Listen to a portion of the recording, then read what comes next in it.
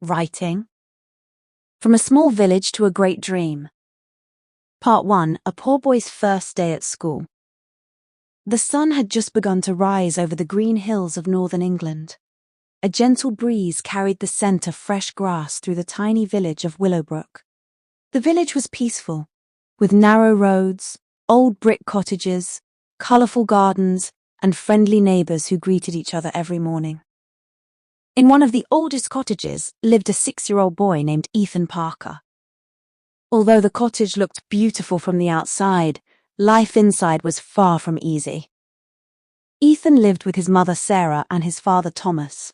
His father worked long hours as a gardener, while his mother earned a little money by sewing clothes for the people in the village.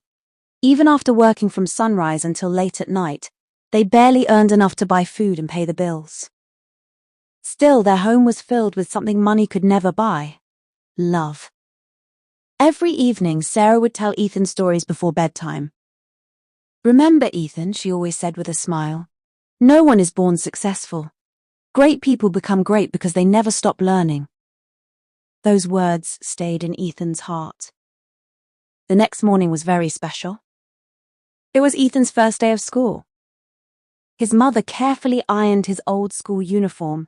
It had been given to them by a neighbour whose son had grown too big to wear it. Sarah gently brushed Ethan's hair. "You look very handsome," she said. Ethan looked down at his shoes. "They're old, Mum." Sarah smiled softly. Old shoes can still walk toward new dreams. Ethan smiled for the first time that morning. His father placed a hand on his shoulder. "One day you'll wear much better shoes. Today, just take your first step." The village primary school stood beside a beautiful park. Children arrived wearing bright uniforms and carrying colourful school bags. Ethan quietly walked through the school gate carrying a faded blue backpack that his mother had repaired several times. Some children looked at him. A few whispered. One boy laughed.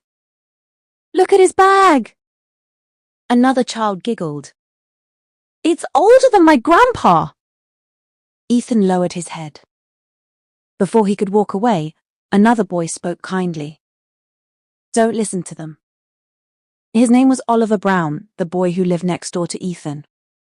Oliver and Ethan had often waved to each other from their gardens, but had never spoken much before. Oliver smiled warmly. "My desk has an empty seat. Sit with me." Ethan's nervousness slowly disappeared. Inside the classroom stood their teacher. "Good morning, children," she said cheerfully. "My name is Mrs. Williams, and this year we're going to learn many wonderful things together." She wrote one sentence on the board. "Dream big, work hard, stay kind." I hope every one of you remembers these words. Ethan carefully copied them into his notebook. He had no idea that those simple words would guide his entire life. During lunch break, Ethan quietly sat alone under a large oak tree. He opened his lunchbox. Inside were only 2 slices of bread with homemade jam. Some children laughed again. "That's all you have?" Before Ethan could answer, Oliver sat beside him. "My mum packed too much food today." He divided his lunch into 2 equal parts. "Now we both have enough." Ethan looked surprised. "You don't have to." "I know," Oliver replied. "But I want to." That afternoon, the 2 boys became friends. Over the next few weeks, Ethan discovered he loved reading. Every new story felt like an adventure. He asked questions in every lesson. Mrs. Williams noticed his curiosity. One afternoon, she called Ethan to her desk. "You work very hard." Ethan smiled. "I like learning."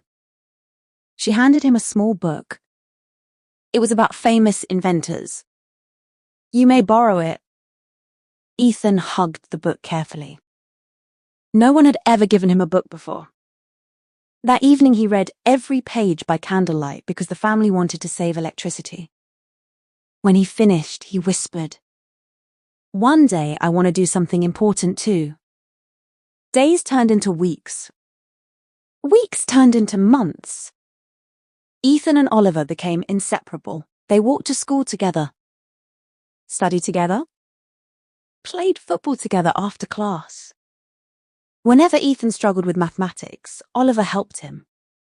Whenever Oliver found reading difficult, Ethan explained the stories. They made a perfect team.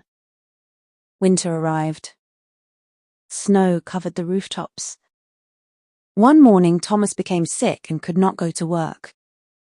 Without his daily wages, the family had almost no money. Sarah tried to hide her worries, but Ethan noticed. That night, he quietly asked, "Mum, are we going to be okay?" She smiled bravely. "We always find a way."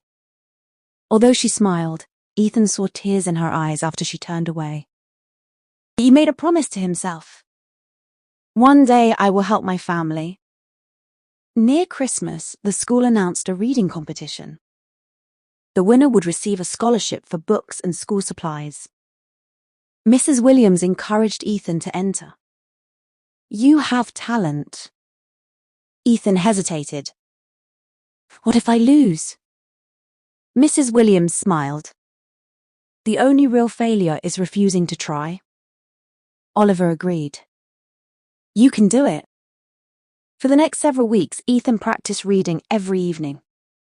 Sometimes he stood in front of the mirror pretending it was an audience. Sometimes he read aloud to his parents. His confidence slowly grew. Competition day finally arrived. Parents filled the school hall. Children waited nervously for their turn. When Ethan walked onto the stage, his hands trembled. He saw Oliver giving him a thumbs up from the front row. Mrs. Williams smiled encouragingly. Ethan took a deep breath. Then he began reading. At first, his voice was quiet. Soon it became stronger. He forgot about the audience. He simply told the story with all his heart. When he finished, the hall became silent for a moment. Then everyone applauded. Even the children who had laughed at him on the first day clapped respectfully. At the end of the ceremony, the principal stepped onto the stage. "And the winner of this year's reading competition is..." He paused. "Ethan Parker!" The audience erupted into applause. Sarah covered her mouth with tears of joy. Thomas proudly stood and clapped louder than anyone. Oliver ran onto the stage and hugged Ethan. "I knew you could do it!" The principal handed Ethan a certificate, several new books, and a scholarship for school supplies. For Ethan, those books were more valuable than treasure. That evening, the Parker family celebrated with homemade vegetable soup and fresh bread. It was a simple dinner, yet it felt like a feast. Thomas looked at his son. "I'm proud of you." Sarah smiled. "This is only the beginning." Ethan looked at the stars outside the window. He held his new books tightly. Deep inside his heart, another dream was quietly growing. He didn't know exactly where life would take him, but he knew one thing for certain. He would never stop learning. He would never stop believing. And with his family's love, his teacher's guidance, and Oliver's friendship beside him, the first chapter of an extraordinary journey had only just begun. End of part 1. In part 2, Ethan enters the next grades, faces bullying, joins school competitions, and his friendship with Oliver grows even stronger as new challenges begin.